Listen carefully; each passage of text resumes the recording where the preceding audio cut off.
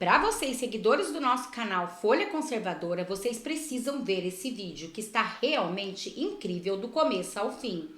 No react de hoje, Pavinato, com jornalistas renomados, vão revelar toda a verdade por trás desse pedido de impeachment do ministro Alexandre de Moraes e por que ele, Rodrigo Pacheco, vem sentando em cima de todos os pedidos de impeachment. O que será que tem por trás disso, que tem a ver com o Congresso brasileiro? Aqui nesse vídeo vocês vão saber tudo. Mas antes, curte, compartilha e comenta. E vem comigo, porque esse react promete abalar as estruturas do Brasil. Vocês estão prestem atenção que isso é importante, tá? E ele vai aferir os critérios técnicos e políticos para tomar uma decisão. Ele vai. O senhor não toma decisão! E sabe o que me irrita? Ninguém ali, em volta do Pacheco, daquele boneco de posto, teve o culhão de falar: a decisão não é sua, meu chapa! Se manca, meu chapa! Essa decisão não é tua! Eu demorei um pouco a chegar porque eu fiz um organograma. Para quem não entendeu, eu desenhei. Alemão, você pode jogar aquele organograma na tela para quem está nos assistindo poder enxergar? Aí, ó, eu estava desenhando no caminho para cá. Então vamos ver o que nós temos aqui. O que tem que acontecer conforme a legislação? O que tem que acontecer conforme a legislação é: todos esses quadros que eu coloquei aí é o passo a passo de um processo de impeachment do ministro do STF. Eu fiz com base na lei do impeachment, a 1079/1950, o regimento interno do Senado Federal em vigor, o julgamento do STF da DPF 378 e a Constituição Federal. Primeiro passo: protocolo da denúncia de crime de responsabilidade. Porque o impeachment, ele é a pena para o ministro que comete crime de responsabilidade. Aí tem uma seta. Primeira sessão seguinte. Fez o protocolo. O que tem que acontecer na primeira sessão seguinte? Leitura da denúncia protocolada mais, isto é, conjuntamente, a instauração da comissão especial. Essa instauração como é que se dá? Cada líder pode indicar membros. São 20 pessoas nessa comissão. É um quarto do Senado. É um quarto. Aí se o líder não indica, se o vice-líder não indica, o presidente ele aponta. Aponta porque aí as lideranças podem trocar a qualquer momento. E são 20 senadores de acordo com o número fixado da representatividade. Esse número é fixado todo o início de legislatura. Aí fez a leitura conjuntamente e instaurou a comissão. Começa um prazo de 48 horas para eleição interna do presidente e do relator. Da instauração, além do prazo de 48 horas para a comissão já instaurada eleger presidente e relator, corre o prazo de 12 dias para o parecer. Parecer de admissibilidade técnica da denúncia. Então não é o Pacheco, ouviu, o Pacheco? Ouviu aí, senadores da República? Não é o Pacheco que faz o juízo de admissibilidade técnica, é esta comissão aqui. Volta para o organograma. Aí fez em 12 dias. Na sessão seguinte, a da finalização do parecer, que deve se dar 12 dias depois da leitura, é feita a leitura do parecer, distribui-se uma cópia do parecer para cada um, abre-se uma só discussão e tem a votação nominal, que ela responde o seguinte: existem elementos técnicos para que isso vá adiante? Se 41 senadores, a maioria simples, responder que sim, nós vamos para a segunda parte, que é essa segunda coluna. Aprovação, maioria simples. Aprovou 10 dias depois, o denunciado, no caso o ministro, pode mandar uma defesa preliminar. Até 10 dias entregou ou não entregou, tanto faz. Tem mais 10 dias para elaborar o novo parecer. A comissão elabora um novo parecer. Independentemente da defesa prévia ter sido entregue ou não, 48 horas após o novo parecer, ele deve ser incluído na ordem do dia e distribuído uma cópia desse novo parecer para os senadores. E aí, no dia designado, vai ter a leitura do novo parecer, mais a discussão e a votação nominal sobre o conhecimento material. A técnica foi decidida lá atrás. Essa segunda votação é para decidir. Existem elementos, pode ser que existe crime, pode ser que não tenha, mas os elementos materiais estão presentes. Maioria simples, 41 votos, voto nominal, aberto. É aprovado. Imediatamente após essa aprovação, o denunciante, ou seja, aqueles que assinam o pedido de impeachment, e o denunciado, o ministro, eles são intimados imediatamente. A partir do momento que se comprova nos autos da comissão especial a intimação de quem denunciou e do ministro denunciado, corre 48 horas para o denunciante, se quiser refazer a sua denúncia, fazer a peça acusatória. 48 horas acaba o prazo do denunciante e começa 48 horas para o ministro denunciado fazer a sua defesa. Vencidas essas 96 horas, as 48 da acusação e as 48 da defesa, imediatamente deve ser designada a data do julgamento e, no dia do julgamento, vai rolar impeachment se tiver o voto da maioria de 2/3 do Senado, portanto, 54 votos. Pode tirar esse organograma, é isso aí. Já que estavam com dificuldade de compreender, pode tirar, já que estavam com dificuldade de compreender só a fala, eu fiz em gráficos, tá? E aí eu também tomei a liberdade de ler a denúncia, o pedido de impeachment. A depender do que está escrito ali, não vai rolar nunca nada. Porque está genérico, não subsume fato à norma, ou seja, não pega cada passinho do Alexandre de Moraes e fala, olha, isso infringe a norma tal, isso infringe a norma tal. Isso é coisa que qualquer advogado diz, eu vou entrar com uma ação para ficar milionário com uma indenização. Aí você pega e faz uma petição. Sofri um dano, quero indenização de 1 milhão. Não é assim que funciona. Aí eu também tomei a liberdade e vou mandar para o senador Cleitinho, porque essa peça, esse pedido, foi assim, o Alexandre de Moraes violou a Constituição, fez isso, fez aquilo e nós queremos impeachment. Pai, em resumo, é isso. Eu comecei semana passada, lembra, Geisiane? A fazer, sozinho. Sozinho. Eu preciso revisar ainda. Mas olha o sumário da denúncia que eu vou mandar para o Cleitinho. Joga aí, alemão. Aquela primeira imagem que eu mandei. É isso aí que vai consistir a denúncia que eu vou mandar para o Cleitinho. A peça contém competência, legitimidade e admissibilidade, a explicação do direito processual, que dá recebimento, instauração, admissibilidade prévia, conhecimento, diligência de julgamento, outras considerações jurídicas, aí vai nos acontecimentos.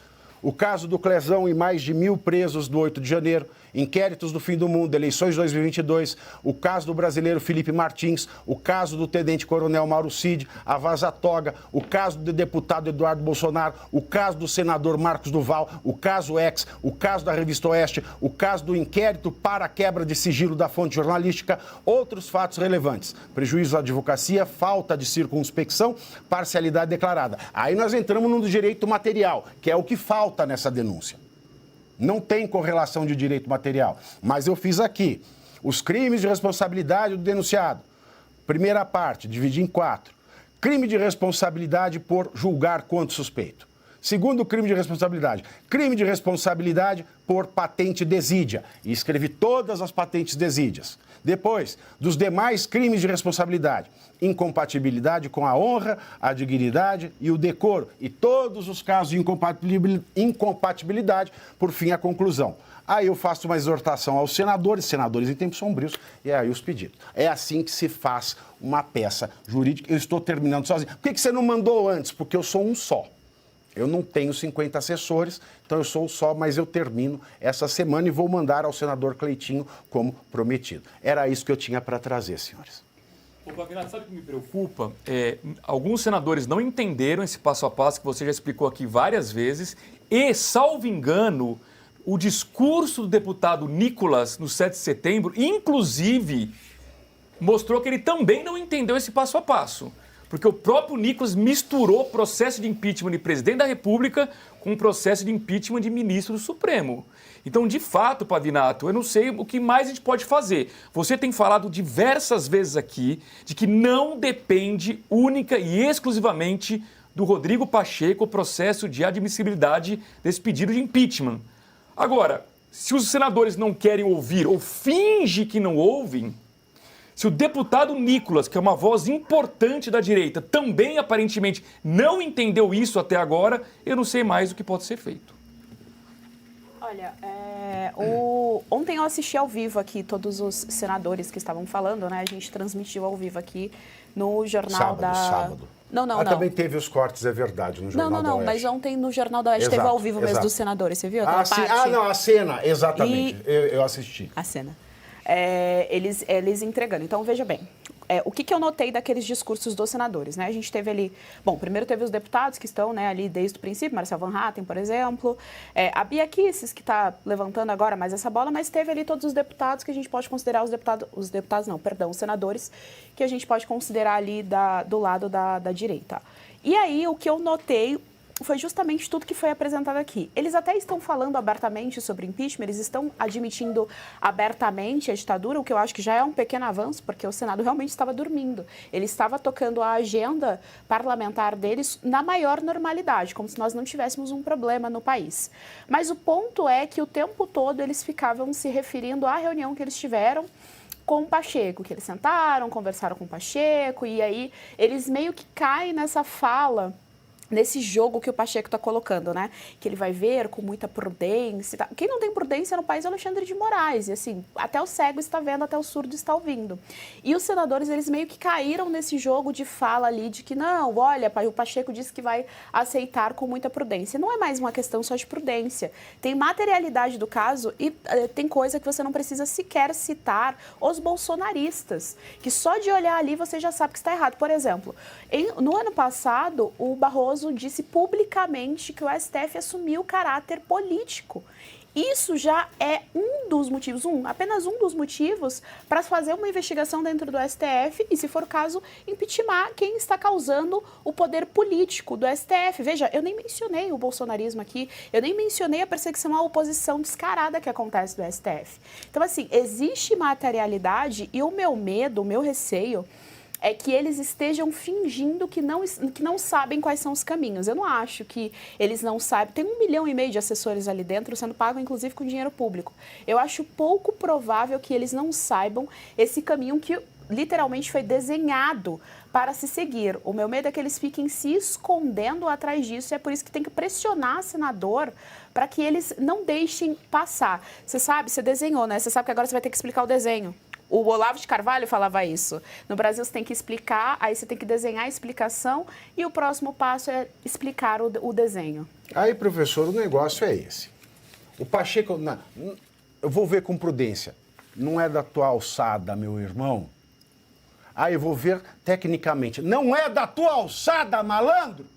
E ainda que fosse, não faz sentido essa fala. Exato. Porque já tem a materialidade da coisa. Agora, o senhor acha se alguém vai falar assim, chegar na próxima sessão, que foi recebido. Ele mesmo falou, recebo aqui. Pela lei, dançou. Ele já recebeu.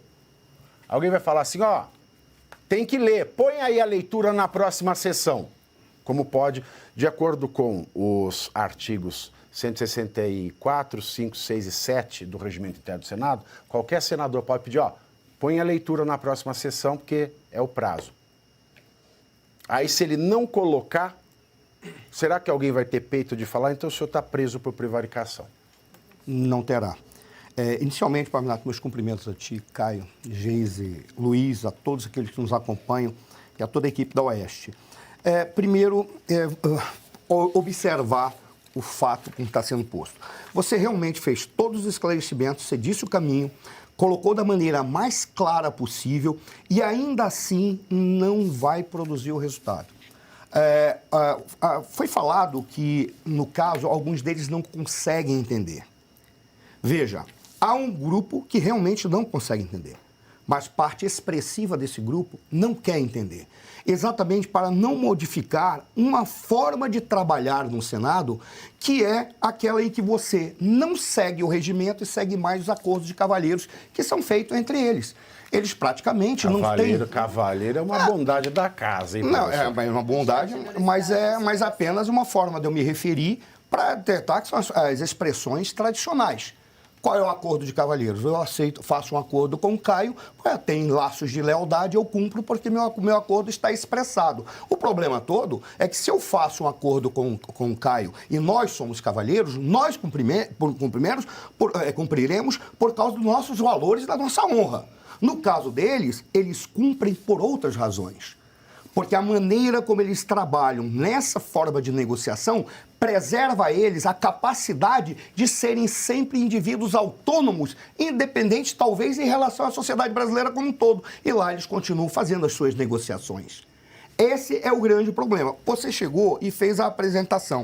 É maravilhoso. O Caio foi muito preciso, como o Caio disse, não é possível que nessa materialidade vocês não conseguem perceber todos os abusos cometidos pelo Supremo Tribunal Federal ao ponto de ignorar questões que foram tomadas por 513 deputados e 81 senadores. E o pior, eles simplesmente se contrapõem sabendo que nessas casas há uma Comissão de Constituição e Justiça que tem por papel verificar a constitucionalidade daquilo que foi aprovado. Eles o fazem por qual razão? Porque o nosso sistema permite que um partido danico ou qualquer indivíduo mal intencionado acione o Supremo não para servir de pesos e contrapesos na relação entre os poderes, mas para servir de obstrução a tudo aquilo que significa o andamento das pautas legislativas e das pautas dos programas e projetos públicos do Brasil. Só isso já demonstra todos os erros dele. Aí nós temos uma situação em que você olha e diz assim: como que nós vamos fazer isso?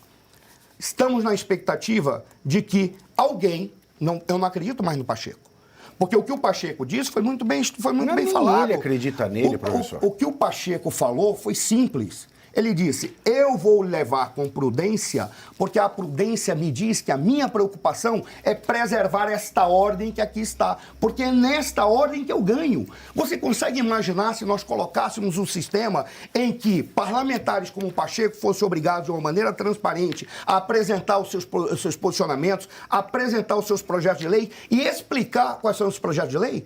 Se você tiver um sistema como esse, um cara como o Pacheco não passa na porta do Senado. Nova ministra de Lula é ré por superfaturamento de uniformes. A quantia que teria sido superfaturada chegaria a 6,5 milhões, com correção pela inflação, verificada desde 2011, que foi a época dos fatos. Segundo informações, Macaé Evaristo do PT é a nova ministra dos Direitos Humanos do governo Lula e já é ré na Justiça de Minas Gerais, acusada de superfaturamento na compra de kits de uniformes escolares durante o período em que foi secretária de Educação de Belo Horizonte. Isso foi em 2011. A informação foi divulgada pelo jornal O Estado de São Paulo. O caso aconteceu na gestão do ex-prefeito Márcio Lacerda, então do PSB, em 2011. A secretária de Educação de Belo Horizonte fez uma licitação para comprar cerca de 190 mil kits de uniformes escolares. No entanto, o Ministério Público de Minas Gerais encontrou 2 problemas. O primeiro, a proibição de que a empresa vencedora participasse de licitações. E o segundo, o superfaturamento de itens licitados, que é o caso da ministra. Sobre o superfaturamento, o Ministério Público Mineiro apontou que encontrou cotações de kits de uniformes feitas por outros órgãos públicos, em que os valores eram de cada uniforme R$ 67,51 para o primeiro modelo, já no segundo modelo R$ 77,31. Contudo, a pasta de educação, então comandada pela ministra atual de Lula, comprou os kits por, respectivamente, o primeiro por R$ 84,71 e o segundo, R$ 89,01, um superfaturamento. Em uniformes escolares de crianças, é este o governo Lula. Com isso, a diferença total foi de 3,1 milhões na época, o equivalente a 4,4 milhões em valores de 2016. Mas, corrigida agora em 2024, essa quantia chegou a 6,5 milhões em valores atualizados. Ao apresentar a defesa de agora da ministra dos Direitos Humanos, os advogados de Macaé disseram não existir o processo, qualquer indício de dolo, ou seja, intenção de cometer improbidade, o que o Ministério Público não apresentou indícios ou provas do que houve. Acréscimo patrimonial indevido. E chega a ser surreal isso, né, gente? Lula tem o dedo podre para os seus ministros. Se não bastasse aquele caso de assédio sexual com o ministro de Lula, ex-ministro que agora já está demitido, mais essa ainda, hein? É escândalo atrás de escândalo. E vocês, o que acharam dessa notícia? Deixe aqui nos comentários. Também quero saber de vocês, o que vocês acharam do que disse os jornalistas e também Pavinato. Bom, este foi o React de agora. Muito obrigada a todos. Não esquece de compartilhar. Até nosso próximo React.